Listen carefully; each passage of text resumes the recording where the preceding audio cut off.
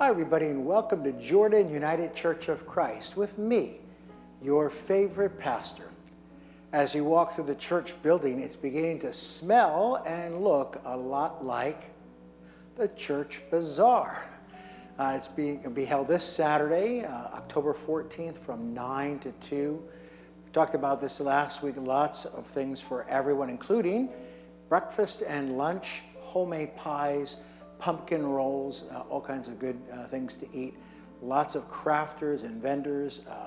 You can buy hearty mums from our Peace Garden. Lots and lots of good things for everyone. Hope to see you this Saturday, October 14th at our church bazaar. And then looking ahead just a little bit to our ham dinner, which will be held on Friday, October the 20th, here in the social hall from 4 to 7 p.m. You can get tickets at the door or through the church office, or if you know someone who is part of the Friday men's breakfast group, you can buy it through any of the those who participate in that study at Starlight Diner. Adults are $14 per person, and children are $8 per person. We'll hope to see you at our ham dinner. I want to talk about something that's very heavy on all of our hearts, I'm sure, and that is the situation in Israel-Palestine. Our hearts are very heavy, I'm sure, for what we are learning and what we are reading as events unfold so very quickly from last Saturday to this weekend. I want to share with you some words from John Dorhauer, the Reverend John Dorhauer. He's just left after two terms as the United Church of Christ General Minister and President. He writes very powerfully in a Facebook post. I'm going to share it. It'll just take me a few minutes to share these words, but I think they'll give us a little different perspective.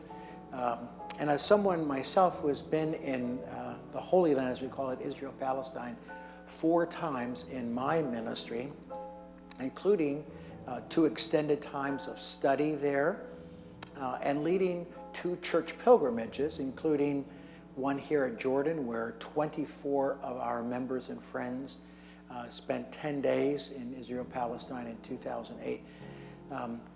Gives you maybe a little different perspective. This is what John Dorhauer writes.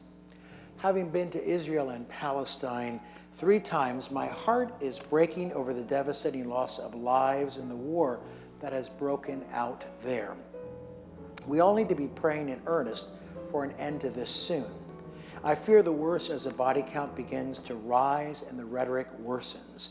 Of all the places I have been on this earth, the only place that I've ever gone into and left thinking there is no hope for these poor souls is Gaza.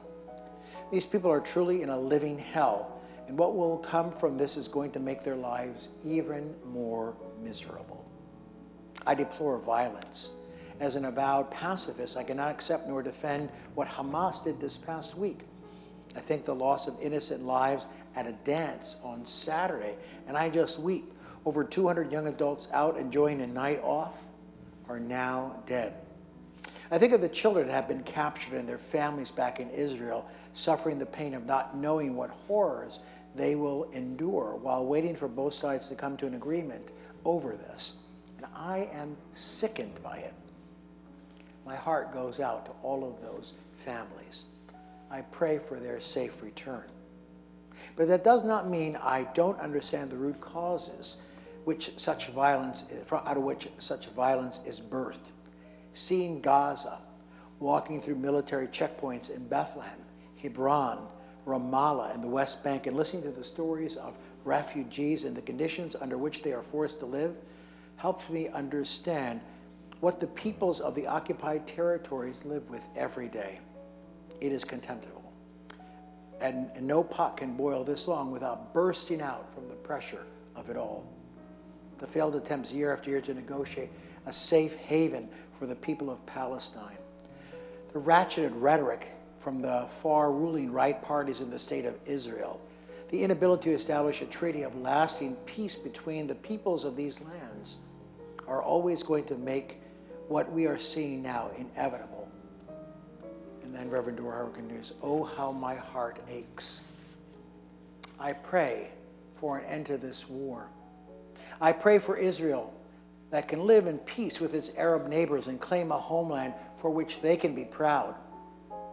I pray for a settled peace that allows Palestinians the right to self-govern, to live in their homes without the threat of being removed overnight, and without the presence of an occupying military force telling them when they can leave the gates of their city, what roads they can and cannot drive upon.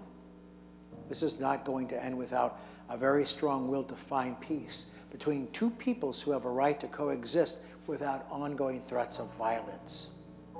For peace, for an end to war, for an end to occupation, for the precious children captured as pawns in the ongoing and never-ending conflict, for the wisdom of the leaders in power now who will determine what happens next, for allies in the area and around the world whose aid can help calm these troubled waters of war.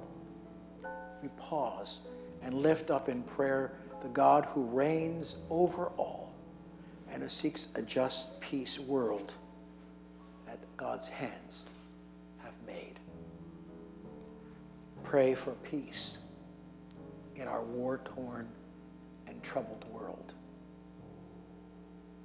I'll see you on Sunday.